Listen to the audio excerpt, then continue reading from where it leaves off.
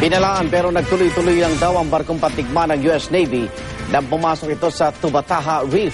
Ayon sa Philippine Navy, sa paunang pagsisiyasat ay umabot sa 10 metro ang lawak ng pinsala nito nang sumadsad sa mga corals ng protected area. Saksi si Cara David.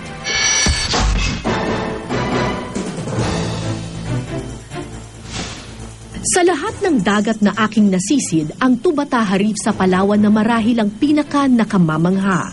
Sa 100,000 ektarya nito na sinasabing pinakamayaman at pinakamagandang parte ng ating karagatan, hindi ko malilimutan kung paano kong nakaharap ng malapitan ang mga higanteng manta ray, pating, at pati ang mga paubos ng pawikan.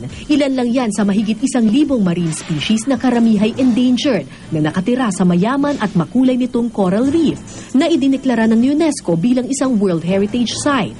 Pero ang payapang mundong ito, nabulabog kahapon nang sumadsad sa Tubataha ang barkong pandigma ng Amerika na USS Guardian.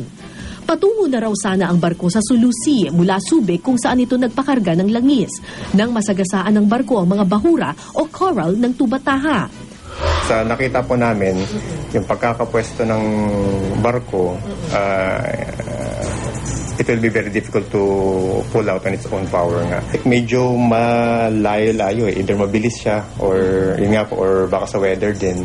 Lumalabas sa investigasyon ng Philippine Navy na bago pa sumadsad ay ilang beses daw niradyohan ng mga bantay sa Tubataha ang mga Amerikanong sundalo dahil bawal pasukin ng anumang sasakyang pandagat ang protected area. Pero sumadsad pa rin ang barko. And there are only three reasons. Una-una, pwedeng weather. Secondly, human error. And thirdly, mechanical failure. Pwedeng nag-steering casualty or navigational equipment failure. Pero yun nga po, it's only for us to assume. Ayon sa ating Protected Areas and Wildlife Bureau, malinaw raw na nalabag ng US Navy ship ang Republic Act 10067 o ang Tubataha Reefs Natural Park Act of 2009. Pwedeng makonsider natin na nag-trespass sila. Far as the field officers are concerned, yung ating park superintendent, hindi nakapag-coordinate with her. 12,000 piso ang multang administratibo para sa kada metro kwadrado ng napinsalang coral. Sa paunang pagtaya, aabot daw sa 10 metro ang lawak ng pinsala. Yung administrative fee lang yun. Iba pa yung pag na-estimate na yung actual damage.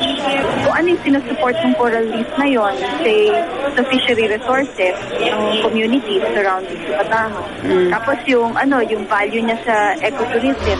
3 barko na ng Philippine Navy ang lumapit sa Tubataha Reef para mag-imbestiga at tumulong sa paghila sa sumadsad na barko. Sa ngayon, wala pa naman silang namomonitor na oil spill, pero tiyak ng malaki ang pinsala sa mga coral na ilang daan taon ang hinintay para mabuo. Ako po si Cara David, ang inyong saksi.